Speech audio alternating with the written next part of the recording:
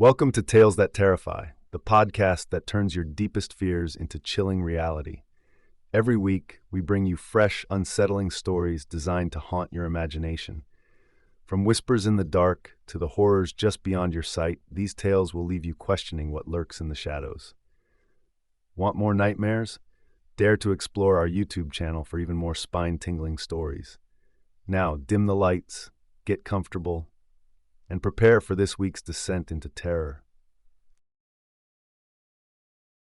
The sun was a dying ember over Crimson Vale Canyon, its light bleeding into the horizon and staining the cliffs a deep, unnatural red. The air was thick with silence, the kind that pressed against your ears and made your skin crawl. Mason adjusted his backpack, the straps digging into his shoulders, and wiped the sweat from his brow. He'd been hiking for hours, far beyond the marked trails, into a part of the canyon that felt less like wilderness and more like a graveyard. Mason had always been drawn to places like this, places that felt forgotten, as if the world had turned its back on them. He loved the thrill of discovery, the idea that he might be the first person in centuries to set foot in some hidden corner of the earth. But tonight, the canyon felt different. The silence was too heavy, the shadows too deep. Even the air smelled wrong, metallic like blood. He paused at the edge of a steep slope, his boots sinking into the loose red clay. The ground here was unstable, crumbling at the slightest touch. He shone his flashlight ahead, the beam cutting through the gathering darkness. That's when he saw it. A narrow fissure in the ground, no more than 2 feet wide. It looked like a wound in the earth, its edges smooth and unnaturally straight. Mason crouched for a closer look, brushing away the loose dirt with his hand. The fissure deepened into a chute, its walls dark and damp, disappearing into absolute blackness. The air that rose from it was cold and carried a faint, coppery smell. His heart quickened. This was it, the kind of discovery he'd been hoping for. But as he leaned closer, a strange feeling washed over him, a primal instinct that screamed at him to run. He ignored it. He always did. Mason shrugged off his backpack and set it aside, then lowered himself into the fissure, his boots scraping against the smooth walls. The clay was loose and crumbled under his weight, but he managed to brace himself, his back against one wall and his feet against the other. Slowly he began to descend. The deeper he went, the colder it became. The walls of the chute were unnaturally smooth, as if they'd been carved by something other than nature. His flashlight flickered, and he smacked it against his palm, cursing under his breath. The beam steadied, but the darkness around him seemed to press closer, as if resisting the light. He was about 10 feet down when it happened. The ground beneath his feet gave way, the clay crumbling into the void. Mason slid downward, his hands scrambling for purchase. The walls were too smooth, too slick. He tried to brace himself, but his backpack caught between the narrow walls, jerking him to a sudden stop. His heart pounded as he dangled there, his legs kicking into empty space. The flashlight slipped from his hand and tumbled into the darkness. He watched it fall, the beam spinning wildly until it disappeared. There was no sound of it hitting the bottom, just silence. Mason's breath came in short, panicked gasps. He tried to shimmy upward, but the clay was too loose. For every inch he gained, he slid back too. His backpack shifted, threatening to slip free. He could feel the weight of the darkness below him, a suffocating presence that seemed to pull at him, urging him to let go. And then he heard it. A sound, faint but unmistakable. A low, rhythmic scraping like claws on stone. It was coming from below him, deep within the chute. His blood turned to ice. He strained his ears, trying to make sense of it. The sound grew louder, closer. Something was moving down there. Something big. No, he muttered through gritted teeth. No, no, no. He braced his hands against the walls and pushed with everything he had, his muscles burning. Slowly, painfully, he began to climb. The walls seemed to close in around him, the chute narrowing as he ascended. His backpack scraped against the clay, sending small avalanches of dirt cascading into the void. He didn't dare look down. The scraping grew louder, more frantic. Whatever was down there was climbing, coming for him. Mason's arms trembled with exhaustion, but he didn't stop. He couldn't. Finally, after what felt like an eternity, he hauled himself out of the chute and collapsed onto solid ground. He lay there for a long time, staring at the sky, his chest heaving. The sun had dipped below the canyon walls, leaving the world bathed in twilight. He turned his head to look at the fissure. It seemed smaller now, almost innocuous, but the memory of that endless darkness stayed with him. Mason returned to camp, shaken but determined. His partner, Lila, was waiting for him by the fire, her face lighting up with relief as he emerged from the shadows. "There you are," she said, rushing to his side. "I was starting to worry. You've been gone for hours." Mason forced a smile, though his hands were still trembling. "I found something," he said. "A chute, deep in the canyon. I've never seen anything like it." Lila frowned, studying his face. "Are you okay? You look pale." "I'm fine," he said, though the words felt hollow. He told her about the fissure, about the smooth walls and the endless darkness, about how the ground had given way, how he'd almost been swallowed by the earth, and about the sound, the scraping, like claws on stone. Lila listened in silence, her expression growing more concerned with every word. When he finished, she shook her head. "We need to report this. Someone could get hurt." "No," Mason said quickly. "No one else should go near it." Lila stared at him, her brow furrowed. "What aren't you telling me?" Mason hesitated. "There was something down there, Lila, something alive." The next morning, they set out at dawn. Mason led the way, retracing his steps with meticulous care. But no matter how carefully he searched, the fissure was gone. The landscape looked the same: red clay, scattered rocks, the occasional scrubby bush, but the chute was nowhere to be found. "Are you sure this is the right spot?" Lila asked, her voice tinged with concern. "I'm sure," Mason said, frustration creeping into his tone. He knelt, running his hands over the ground where the fissure had been. It was solid, unbroken. Lila placed a hand on his shoulder. "Maybe it collapsed, or maybe you just got turned around out here. It happens." Mason shook his head. "No, it was here. I know it was." As they turned to leave, Mason thought he heard it again, that faint rhythmic scraping. He froze, his blood turning to ice. Lila didn't seem to notice. She was already walking ahead, calling for him to hurry up. Mason glanced back one last time. The desert was silent now, but he couldn't shake the feeling that something was watching him. Something deep below the surface, waiting. Years later, Mason still dreams about the chute. In his dreams, he's back there, dangling over the abyss. But this time, his backpack slips free. He falls into the darkness, the walls closing in around him. And just before he hits the bottom, he wakes up. He never goes back to that part of Crimson Vale Canyon. But sometimes when the wind blows just right, he swears he can hear the scraping. And he wonders if the chute is still there, hidden beneath the clay, waiting for the next curious soul to stumble upon it. Or worse, if it's looking for him.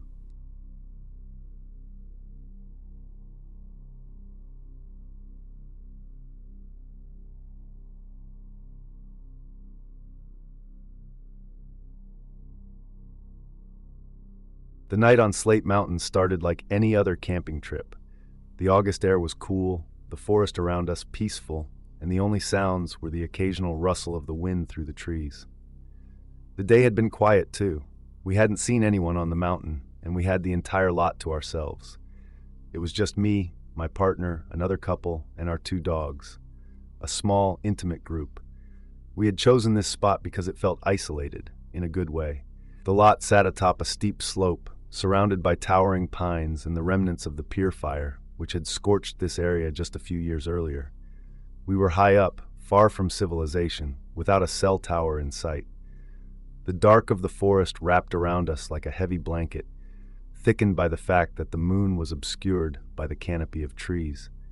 We kept our campfire small and stoked a little potbelly stove inside our tent to keep the chill at bay. We didn't want to take any chances with another fire, especially so far away from any immediate help. The 4 of us were sitting around, chatting as the evening wore on. There were no distractions. No lights, no sounds of other campers or cars, just the occasional crackle from the stove and the soft rustling of the wind in the trees. My dogs, quiet at my feet, had settled under my sleeping bag, content and warm. It wasn't much past 11 when the atmosphere of the night began to shift. Without warning, both of my dogs sat up, their posture rigid. Their backs were to me, and their noses twitched, sniffing the air. There was no growl, no whine, but their sudden alertness sent a chill creeping up my spine. I looked over at my partner, who had fallen silent. Our friends, too, were still. It was as if the very air had thickened around us, heavy with anticipation. Then there was a pause, a moment where everything stopped. The wind died down, the crackling of the stove silenced, even the faint chirping of crickets seemed to vanish. And that's when we heard it. The unmistakable sound of bipedal footsteps, heavy, deliberate, and fast, coming from the steep slope of the mountain just beyond our tent. It wasn't just the sound of someone walking. It was too quick, too unnerving. These steps didn't belong to any animal. I'd been in enough forests to know what animals sound like on the move. These steps were human-like, fast, too quick for the treacherous ground beneath them. The slope we had avoided earlier that day was steep and treacherous, littered with fallen leaves and loose rocks. It was an area we had stayed clear of, recognizing the risk of slipping. I glanced at my partner and then at the other couple. All of us had heard it. All of us were frozen, unsure of what to make of the sounds coming from the mountain. The footsteps were moving upward towards us. They were quick and heavy, almost like someone was in a hurry. But who would be out here, on a dangerous slope, in the pitch black of night, moving that fast? I scanned the darkness beyond our tent, the trees beyond the dim light of the stove. Nothing. Just shadows. My heart began to race, and I could feel my pulse in my ears. Something was wrong. The dogs shifted uneasily under the sleeping bag, their ears pinned back, their bodies taut with tension.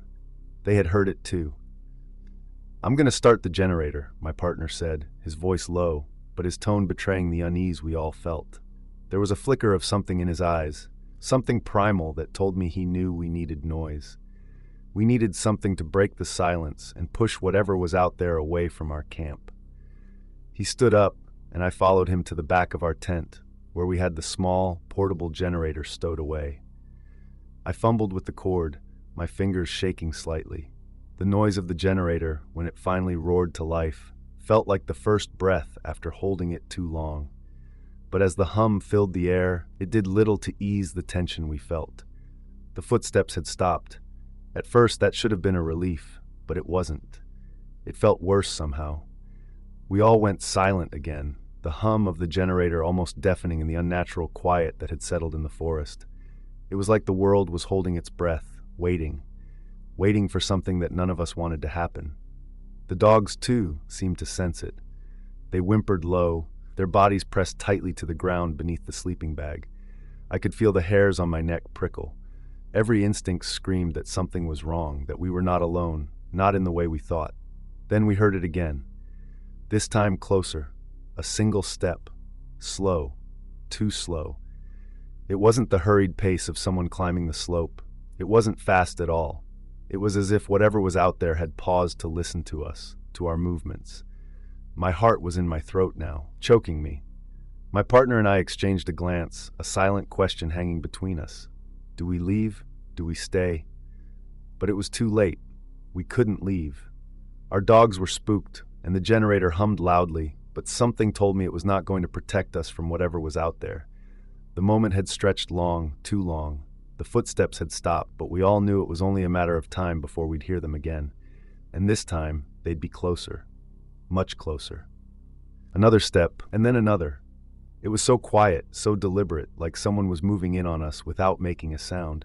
I could feel the weight of it, the tension, the eyes on us. I wanted to look outside, to peer through the trees, but I was paralyzed by a fear I couldn't explain. My partner reached for the tent flap, but before he could open it, the dogs stood up with a start.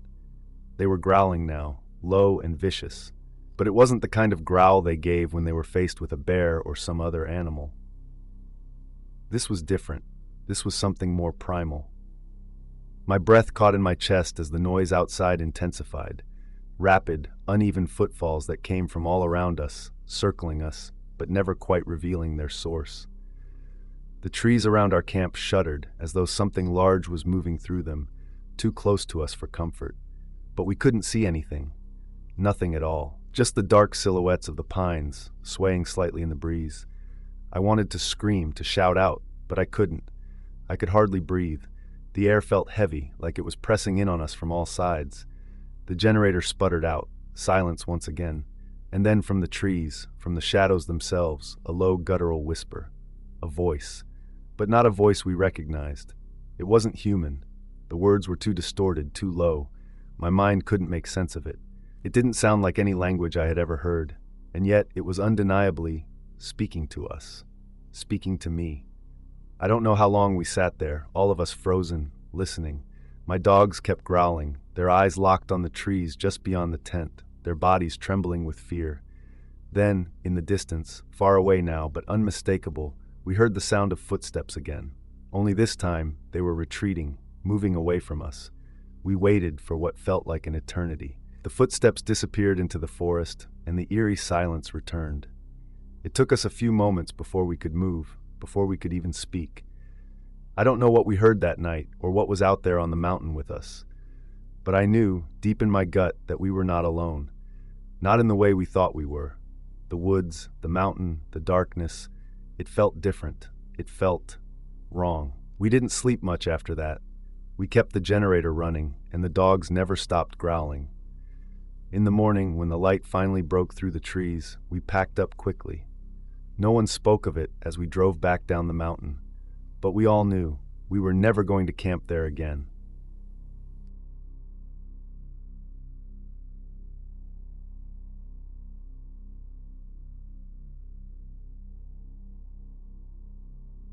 The sun was high, casting dappled light through the canopy of trees as I made my way down the familiar trail.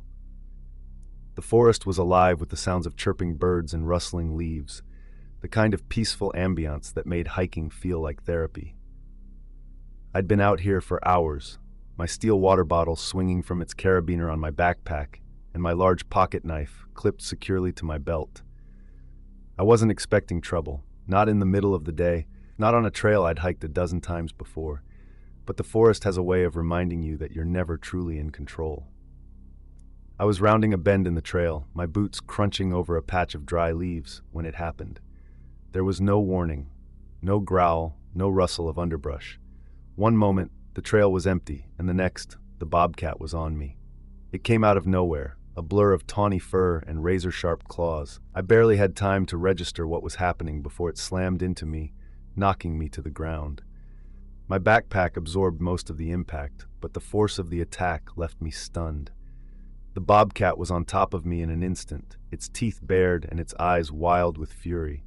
I reacted on instinct, swinging my water bottle in a desperate arc.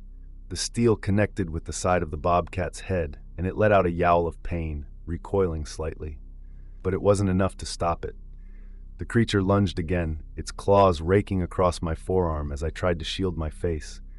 I felt the sting of torn skin and the warm trickle of blood, but I didn't have time to think about it. My knife. I needed my knife. I fumbled for the blade, my fingers slipping on the handle as the bobcat swiped at me again. This time, its claws caught the side of my face, and I felt a searing pain as they tore through my cheek. I gritted my teeth, finally managing to flick the knife open. The blade gleamed in the sunlight as I thrust it upward, aiming for the bobcat's chest. The creature let out a guttural scream as the blade sank into its flesh, its body convulsing violently. I twisted the knife, driving it deeper, and the bobcat's movement slowed.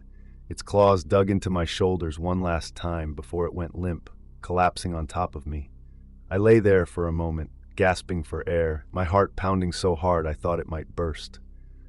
The weight of the bobcat was heavy on my chest, its fur matted with blood. I shoved it off me, scrambling to my feet and backing away, my hands trembling as I clutched the knife. The forest was eerily quiet now, the birdsong gone, as if the wildlife had fled the scene of the attack. I looked down at the bobcat, its lifeless eyes staring up at the canopy. Blood pooled beneath it, dark and glistening in the sunlight. I should have felt relief. I'd survived. But as I stood there, my wounds throbbing and my adrenaline still surging, I couldn't shake the feeling that something was wrong. Bobcats didn't attack humans like this. Not in broad daylight, not without provocation. This had been an ambush, calculated and vicious. I wiped the blood from my face with my sleeve, wincing at the sting. My arms and chest were a mess of scratches and bites, but nothing seemed life-threatening. I needed to get out of here, to clean my wounds and call for help. I took a deep breath, trying to steady my nerves, and began to assess the situation. First, I needed to tend to my injuries. I rummaged through my backpack for the small first aid kit I always carried. My hands were still shaking as I pulled out antiseptic wipes and bandages. The cuts on my face and arms stung as I cleaned them, but I knew they could have been much worse. Next, I needed to report the attack. I pulled out my phone, relieved to see I had a weak signal. I dialed 911, my voice shaky as I explained what had happened. The dispatcher assured me that help was on the way and told me to stay put. As I waited, I couldn't help but stare at the bobcat's body. It was larger than any I'd ever seen, its muscles still taut even in death. I wondered what had driven it to attack me. Was it sick? Desperate? Or had I simply been in the wrong place at the wrong time? The sound of approaching footsteps pulled me from my thoughts. I turned to see a park ranger making his way down the trail, his expression grim as he took in the scene. "Are you okay?" he asked, his voice calm but concerned. I nodded, though I was far from okay. "I think so. Just a few scratches." The ranger knelt beside the bobcat, examining it carefully. "This is unusual," he said, more to himself than to me. "Bobcats don't typically attack humans unless they're cornered or provoked." "I didn't provoke it," I said quickly. "It just came out of nowhere." The ranger nodded, his expression thoughtful. "It might have been sick or injured. We'll have to run some tests to be sure." As he radioed for additional help, I sat down on a nearby log, my legs feeling like jelly. The adrenaline was wearing off, leaving me exhausted and sore. I couldn't stop replaying the attack in my mind, the suddenness of it, the sheer ferocity of the bobcat. By the time the rangers had secured the area and loaded the bobcat's body into a vehicle, the sun was beginning to dip below the trees. One of the rangers offered to drive me to the nearest hospital to get my wounds properly treated. I accepted gratefully, too tired to argue. As we drove away from the trail, I glanced back at the forest. It looked peaceful now, the golden light of sunset softening its edges. But I knew I'd never see it the same way again. The attack had shattered the illusion of safety, reminding me that nature is as unpredictable as it is beautiful. I survived, but the experience left its mark, not just on my skin, but on my mind. Every time I close my eyes, I see the bobcat's wild eyes, feel its claws tearing into me, and I wonder if I'll ever be able to walk into the woods again without looking over my shoulder.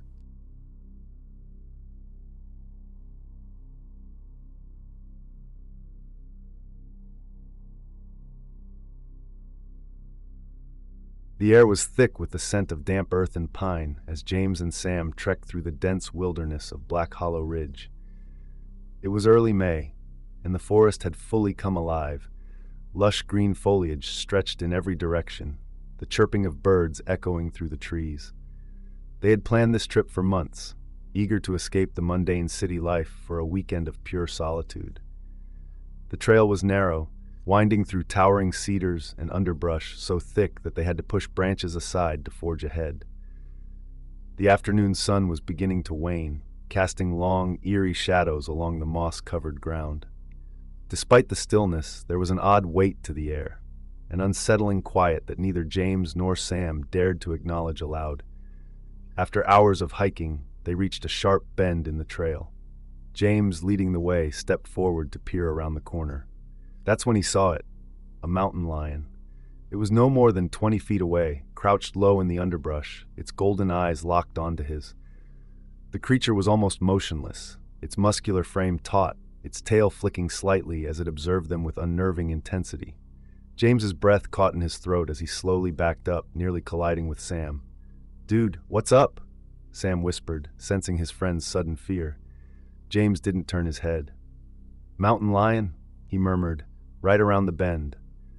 Sam stiffened, instinctively gripping his hiking pole a little tighter. The two of them took a slow step back, the forest floor crunching beneath their boots. They knew the rule: don't run, never run. It would trigger the predator's instinct to chase. Swallowing hard, James motioned toward the next turn in the trail. "We need to get distance, slowly." Sam nodded, and together they edged toward the next bend, moving as smoothly as their trembling legs would allow. When they reached the turn, neither of them spoke. Instead, they did what most hikers might not think to do. They turned to look back. Their stomachs dropped. The mountain lion had followed. Now it was 30 feet away, perched on a fallen log, ears pinned forward, muscles coiled like a spring ready to snap. Its pupils were wide, its tail twitching faster than before. "James," Sam whispered, reaching for the canister of bear spray strapped to his hip. James's hand, shaking, went to his backpack. Inside was a bear banger, a small but powerful flare-like device designed to scare off predators with an explosive sound. But time was slipping away. The cougar wasn't just watching them. It was waiting for them to turn their backs again. It was hunting them. It was about to pounce. James fumbled with the bear banger, but the device caught on a strap. Panic surged through him. The cougar lowered its head, its muscles flexing. It was now or never.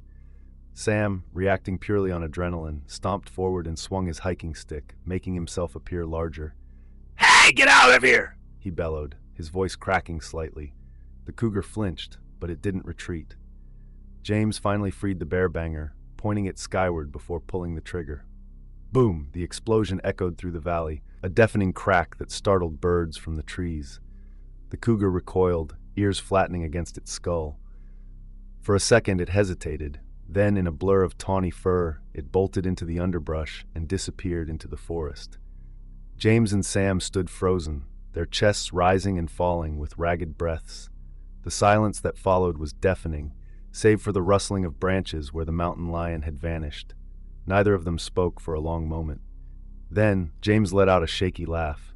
"Dude, that thing was gonna eat us." Sam swallowed, nodding. "Yeah."